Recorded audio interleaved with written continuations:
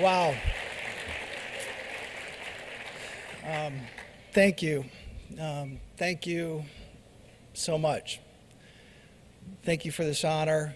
I'm so deeply humbled by this. I'm actually a little bit embarrassed when I look at the accomplishments of the other honorees and frankly, people in this room that have done so much to have an impact in how to create more opportunity through education.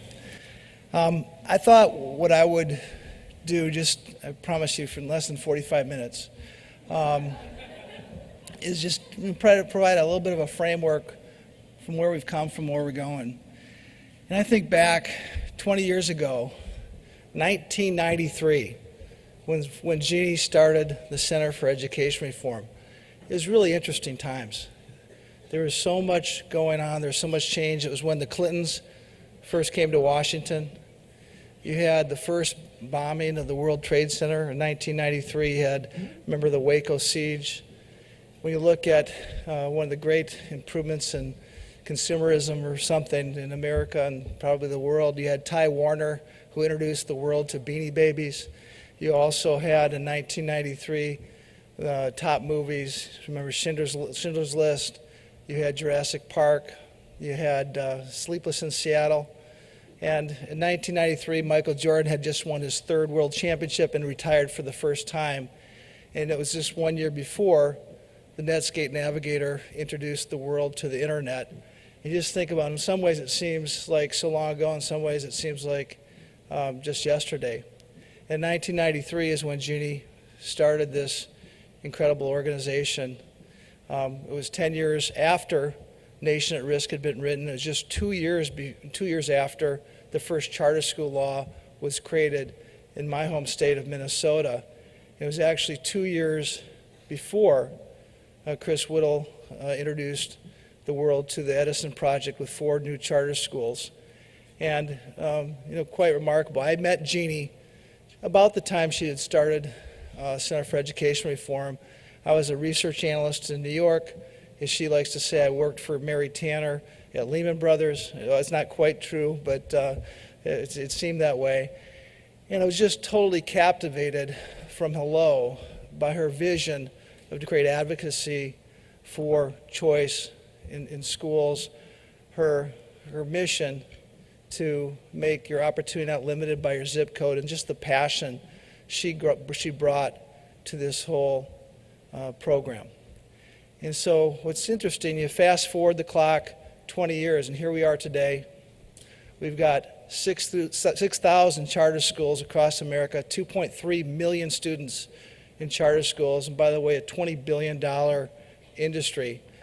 It kind of reminds me of Steve Jobs' famous quote, "These overnight successes sure take a hell of a long time." And that's in some ways correct, but it's still amazing just to see how far we've come.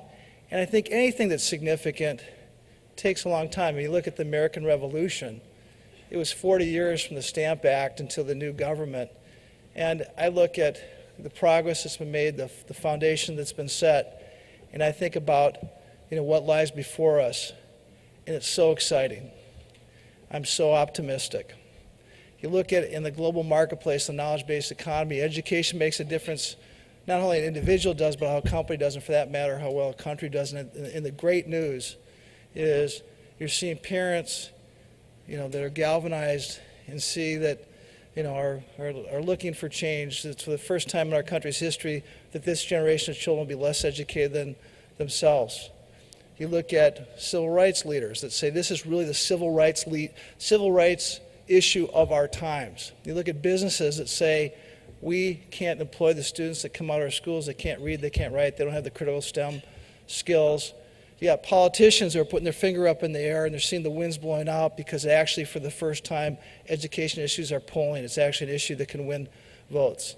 And against that, you got the entrenched status quo, what Jeannie likes to call the blob, that says give us more time, give us more money, and things will change. And the great news is the American public has said 200 years is long enough. We need change today, and change is happening.